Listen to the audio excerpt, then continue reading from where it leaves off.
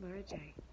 here as the only one in the Upper Lodge at Soul's Path on the first day of the Hub for Humankind.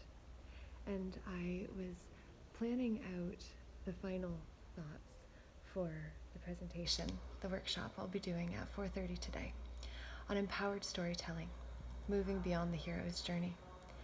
And what I find so fascinating is that the word Sanctum Sanctorum for the heart came to mind, that Paul Martinelli of the John Maxwell team I used to be involved in and am certified through as a coach, teacher, speaker since 2011. He said that the Greeks referred to the heart as the Sanctum Sanctorum.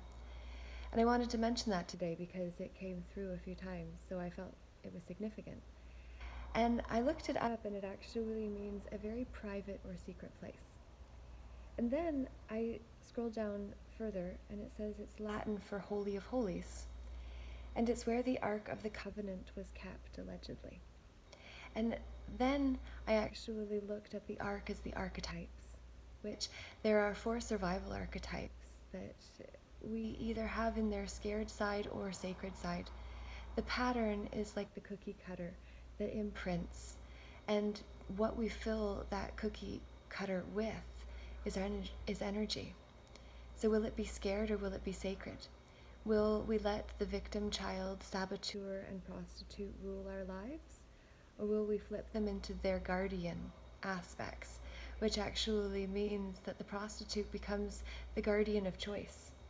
No, the guardian of faith. It is the saboteur that becomes the guardian of choice. The child archetype becomes the guardian of innocence, and the victim becomes the guardian of self-esteem. It is so fascinating to actually see that the Ark of the Covenant, by my estimation, is because the heart is what contains the frequency of our own energetic signature. And that's what the sacred sojourn of the soul actually helps us get back to in a more whole way, because no longer do we say, okay, I'll be all of that. Outside of me, those identities that invite entities in with them by default of the word itself that is spelt as a spell we're then captivated by. Do you see why the one-dimensional identity is the box that we check to say that is what I am, when actually this stands to be all of what I am, the me, and the energy you cannot see, of course. But I'll be getting into that from a multidimensional perspective in relation to my adaptation of the sacred sojourn of the soul this afternoon. And I wanted to just clarify in my own mind before going live with everyone who will come to sit on the shag rug I bought in 2016 and never used until it seems the day came yesterday when I laid it under the pavilion at Camp Authenticity and said, wow, this is perfect. We'll sit in a circle. We don't need to be on a stage presenting my theories when we're all in this together. And that, I believe, is what it means to be authentically ourselves, fully. So I'm very much looking forward to this. The Hub for Humankind has already helped me shift in significant ways. I'll not be the same, because I said yes to the process of growing through all that it took to get to this day. So I breathe that in to give you space to take in what I've said, and also what you felt from it, because the heart is what actually feels the resonance of truth or mistruth, which is alignment. Is it true to me? Does it feel good? Or do I want to pull away? These are the things we have to ask ourselves, and our body will say what our truth is, if we're willing to listen with our heart, not just our head. That's kind of a theme for Camp Authenticity, it seems. And I look forward to sharing the experience with you. So, if you don't plan to come to Soul's Path retreats today, or tomorrow, or Sunday, it's your choice. What are you going to be doing instead? I'd love to know what you choose to do with the time, energy, effort, attention, and money you have. For those are your team players.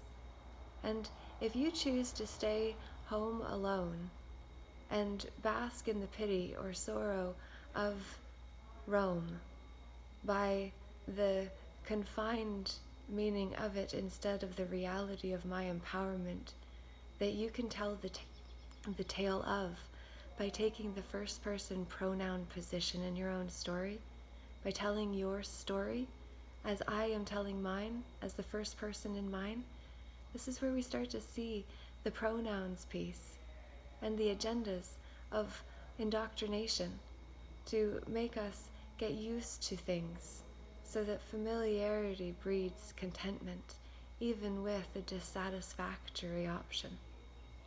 555, I said it. What are you going to say? Leave a comment down below to let me know what this message means to and for you today. I appreciate it, and I do read them. So be kind. And if you don't choose to, see how that aligns with your soul, your heart, and who you wish to be seen as in this realm. Because in the scheme of things, the corporate realm has made us think that we can sit behind screens and be anonymous. But the reality is, when we actually come into community with one another, we get to hear the backstory that the screen never tells.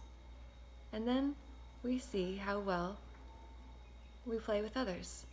And if we can't play well with others, we have to see what devils have come with the new levels that we have entered into in consciousness as we stretch and grow beyond the comfort zones that we have known before we go to places we haven't been before to explore new territory within our own selves. For that is what every expansive experience offers the opportunity of, such as what the Hub for Humankind offers you if you're willing to get yourself in the room. Though it is outside, so over 58 acres of beautiful property with beautiful people. It's going to be amazing. If you're not there, I feel for you, but I'm feeling all of the magic that is already here. I hope you will too. Peace. Lord Jai. Namaste.